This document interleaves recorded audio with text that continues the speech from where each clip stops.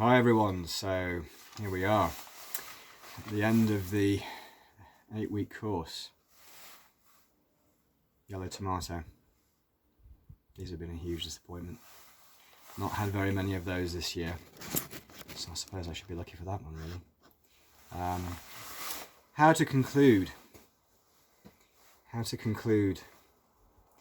this 8-week course. The way I think to conclude it is to try and think about how we link what we've learnt to everyday life.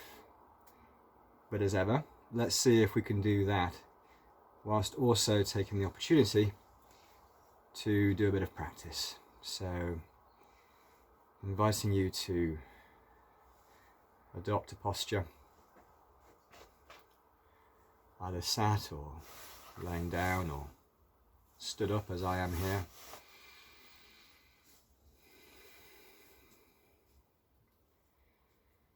Thinking about our breathing. If we perhaps take that alerting breath, that if you remember conceptually, that idea of the alerting breath as being the thing that wakes us up to the practice. Tells us that it's time to take a time out to practice. And then in the place of the Buddhist bells, I take 3 arrival breaths before I begin pretty much any practice. So 1,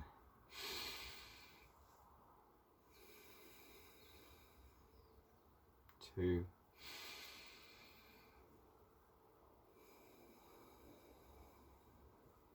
3.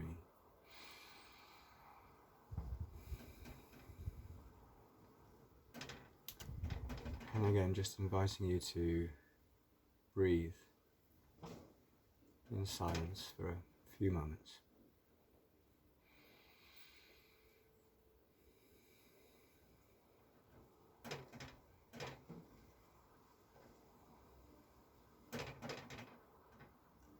Inviting you to make your own connections about how easy or difficult you actually find this process of conscious and deliberate mindful breathing.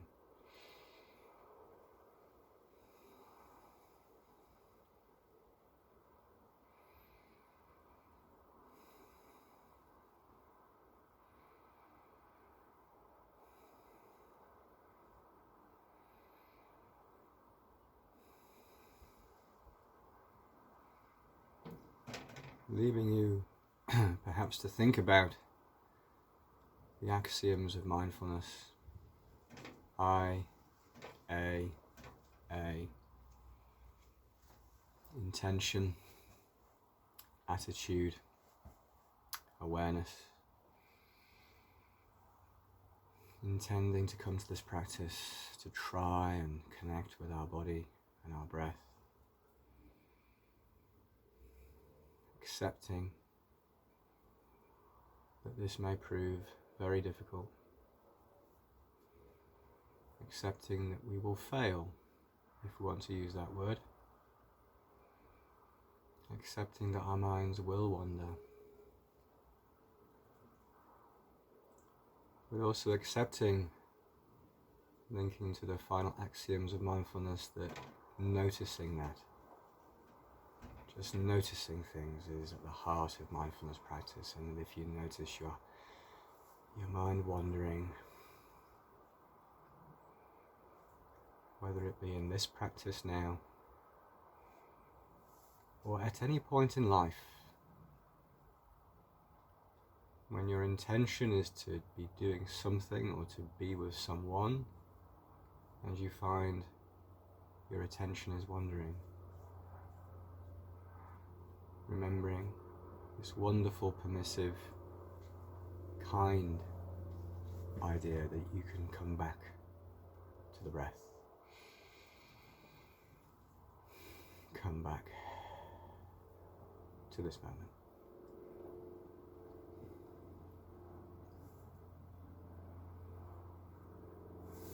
Inviting you to breathe in silence.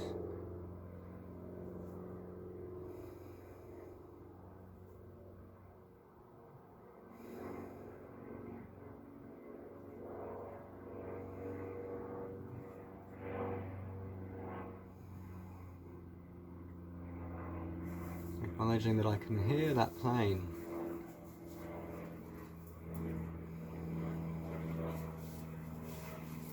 And accepting that in this moment, I'm doing two things purposefully.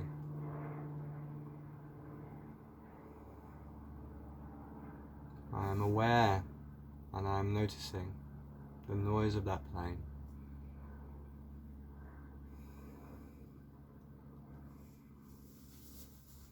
Whilst remaining in contact with my breath.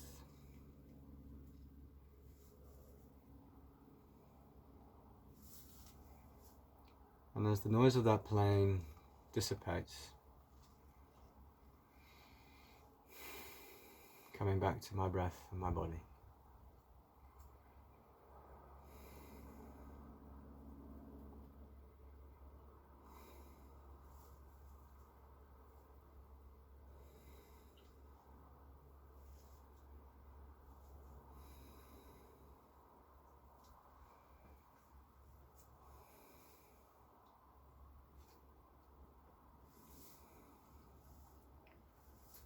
Really accepting, and this perhaps can seem like a contradiction in mindfulness practice, that if all that you do is focus on the breath, on the body, in a tunnel of locked down awareness, you might actually miss out on a bit of reality, a bit of texture in life. But mindfulness is perhaps about cultivating wise choices, knowing when to pay attention to this, knowing when to pay attention to that, and really paying attention, really noticing as we continue to breathe.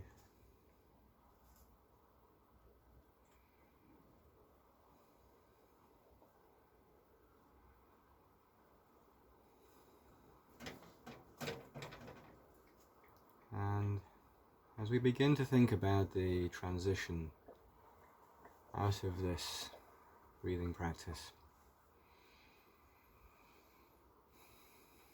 inviting you to continue to breathe deeply and fully after the exit breaths that I will guide you through, holding this time that we have, this time that you have committed, as being a practice for the full half hour. So as I take my first exit breath in, out, in, out, in, out. As I open my eyes, I invite you perhaps, and it's your choice, to continue this session with your eyes closed, to treat it as a ongoing breathing practice for the full half hour. Or by all means open your eyes, whatever feels right. Continuing to breathe in that deep and full and purposeful, mindful way that feels like a different sort of breath perhaps, but also feels natural, doesn't feel overly forced, feels like something perhaps that wouldn't be weird to carry into your everyday life. As you continue to breathe, and I introduce this session a bit more fully as about learning to be, or trying to be, mindful in everyday life. which for me starts and possibly even ends with our breathing, taking us right back to week 1, where we started this journey of mindful practice with breathing, short breathing exercises where we identified, we talked about. I read some quotes, extracts from a wonderful book, Breath by Breath, by a guy called Larry Rosenberg. And in that book, what's so wonderful and possibly liberating about his teaching, his observations, is that actually on some levels he's not really teaching you to meditate, he's teaching you to breathe. And when we think about mindfulness in everyday life, it seems to me that's a pretty good starting point, isn't it? Because we breathe. We don't all meditate, but we do all breathe. So if Larry Rosenberg is right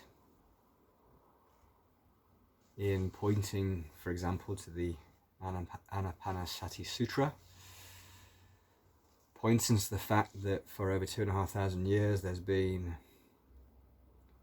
a tradition of focus on the breath, if you like, almost a reverence for the breath and what it can do for us, that might not be a bad place. Because although there is plentiful evidence, and it's literally growing every day we have new papers, psychologists, neuroscientists, publishing studies, publishing articles, publishing evidence that clearly says that structured, regular, perhaps even daily mindfulness practice has significant benefits, the benefits that we've identified in this course, benefits that I've certainly can attest to at a personal level. And even though, yes, I do have a regular mindful practice regime, if you like, I do create time for it, I'm very conscious that many people just don't get there, or it takes them a while to get there as we continue to breathe. Remember, as difficult as it is to listen to me talk at you, see if you can listen whilst breathing. So what if you just don't feel you can commit to half an hour a day? What if you just don't back yourself to do 3 practices a day, a half hour, perhaps, to start the day or in the middle of the day, or maybe topping and tailing it with shorter practice? What if that just feels unlikely? Well, what I would say is accept that. If that's how it is, then it probably means that you're not ready for it, and there's absolutely no point rushing, pushing, forcing a mindfulness practice routine regime onto people when they are not ready. So whilst I encourage you to continue with your homework, your 3 daily practices, your long practice, your short practices, why don't we focus on breathing? And if we focus on breathing, we can start to connect the dots on these mindfulness principles, these practices that we've covered, and the stuff that you do, the stuff that you have to do in order to get through the day. Breakfast, brushing your teeth, showering, dropping kids off here, dropping kids off there, driving to work, train to work, bus back from work. We have a wonderful opportunity, actually, with everyday life to be more mindful with it, because again, I speak from personal experience. Every day for me is a battle with my autopilot. Every day is a battle with my autopilot. Waking up, bang, straight away, thoughts of work, thoughts of business begin to take hold of my head.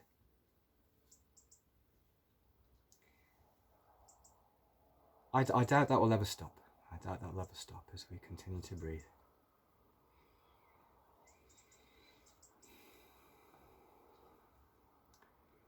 But what is changing is my capacity to notice that is happening all the time. And by cultivating that capacity to notice and linking it to notions of mindful breathing, I can turn an autopilot brushing of my teeth, from being a fairly one-dimensional to-do list generation exercise into something really quite wholesome, which is a breathing exercise. Focusing on brushing. Focusing on the sensation of that brush on my teeth and on my gums. Who knows, even maybe doing a better job, frankly, of brushing my teeth, and that's not such a bad idea.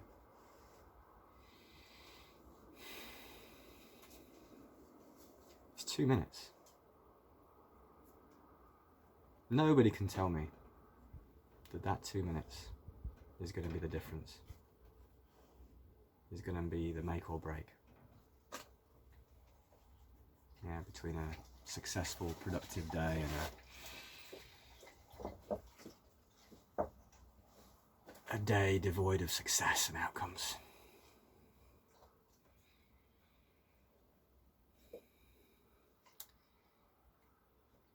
When we shower,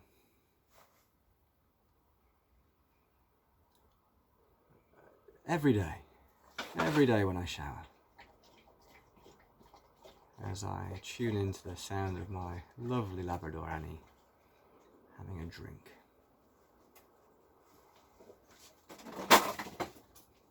And clattering around the greenhouse as we continue to breathe. Every day when I shower, and I close that screen, as I say goodbye to my dog. Bye-bye, Annie.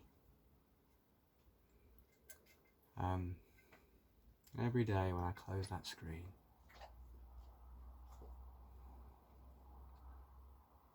I notice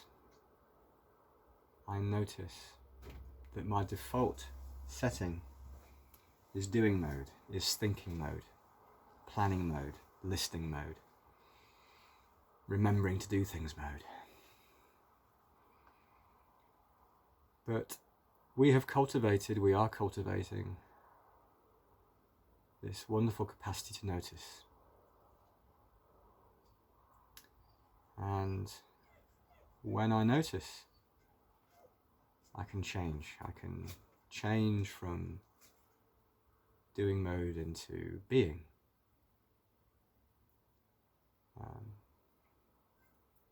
I can focus on the sensation of washing my hair, washing my face. My mind will wander. Absolutely, every single time my mind will wander. But I notice that and I come back. I come back to the breath. I come back to my body. And I pay attention again to the sensations of cleaning my body.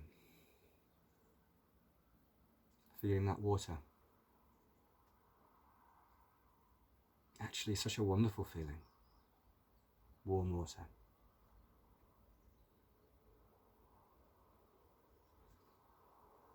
And without getting too graphic, recognizing that both men and women are supposed to check for lumps and bumps.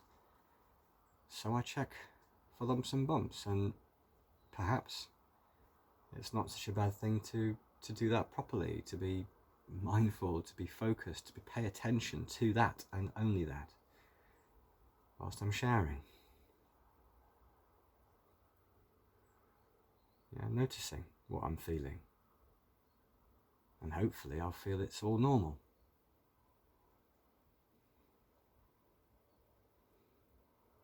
But in that moment, in that shower, there's a wonderful opportunity to be with yourself, with your body, in a very important way, in a very enriching, very wholesome way, self-caring way. Not having to find time for meditation if you really don't think you can. Start in the shower. So you come back to the breath.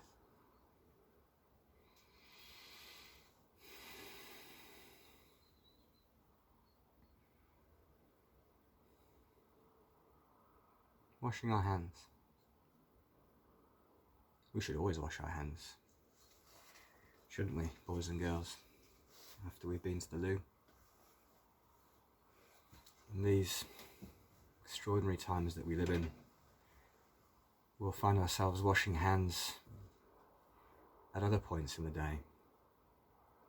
When we're coming into contact with objects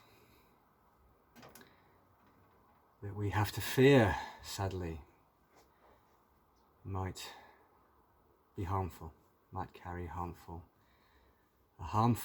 virus, this horrible little microscopic morsel of fat and protein that is doing so much damage. So as we wash our hands,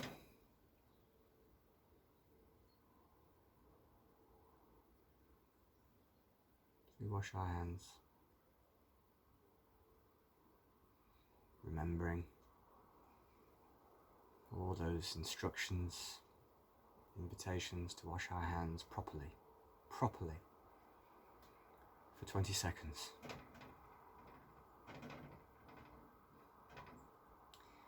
And I don't know if you've tried it yet, but if you haven't, it might be instructive to connect with how long it takes you to breathe, say 10 times. Because what you might find is that these 20 seconds, depending upon the depth, fullness of your breath, will probably take somewhere between 8 and 12 breaths. So there's your mindful practice, there's your mindful breathing practice right there. 8, 10, 12 breaths. Washing your hands. Staying safe. Not creating something new to do, just going with what you have to do anyway. Mindfulness in everyday life.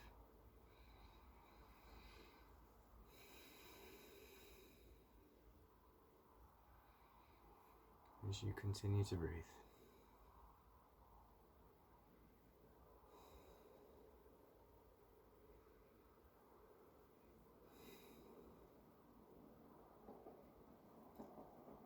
And thinking again about this idea of the alerting breath, I don't know if it's a common thing in mindfulness practice. It's not something I've heard anybody else include in their teaching, but I'm not claiming it as my own. But I don't know if you've made the connection that this alerting breath that I invite you to do, invite you to take a big deep breath in. If you remember, I drew the analogy earlier in the course that this alerting breath, as we continue to breathe,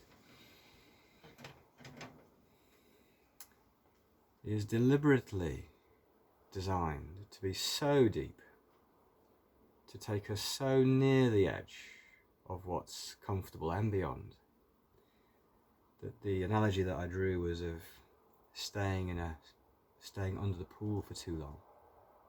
Yeah, that sort of sense that you're running out of breath, a sense of panic in your chest.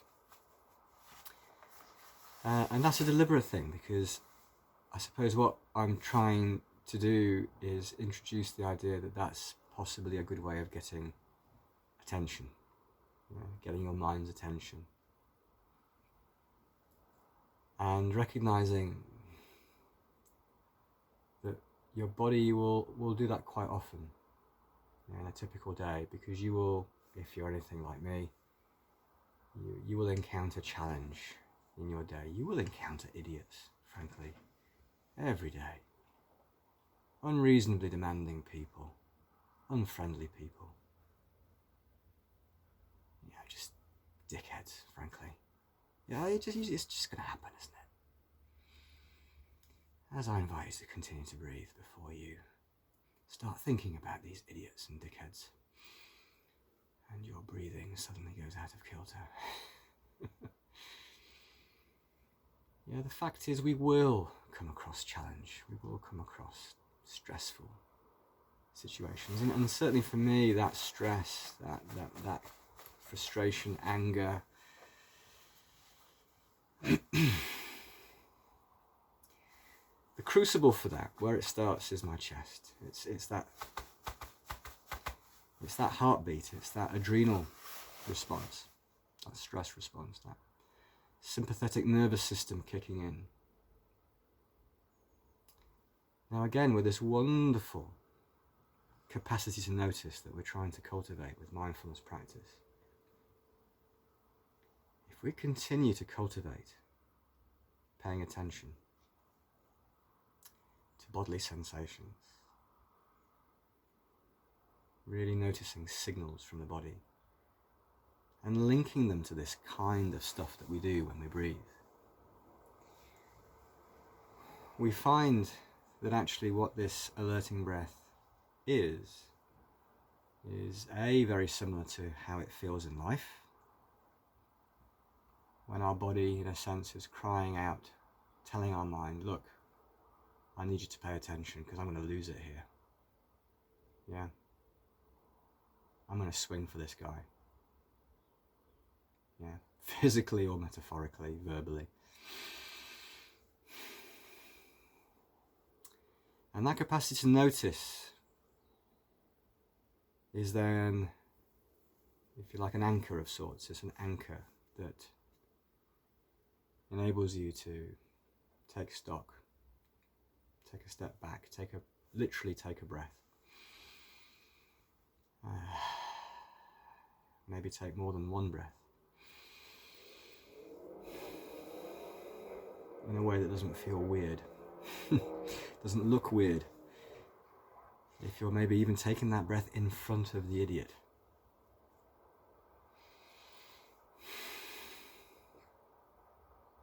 Noticing that there is a different reaction.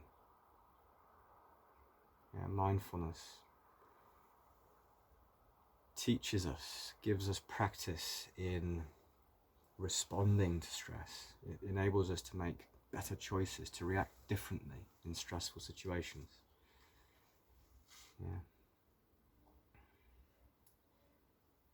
And if we think about it in these terms, we can really begin, I think, to see, I hope, how even without a formal half-hour plus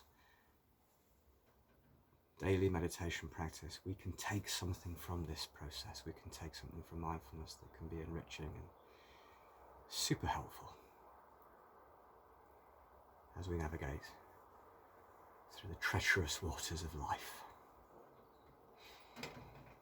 Gosh, that was a dramatic ending, wasn't it, to the 8-week course? Quite proud of that. Okay, everyone. I will see you, or not see you, at some point in the future, I hope. All the very best, and thanks for sticking with this course.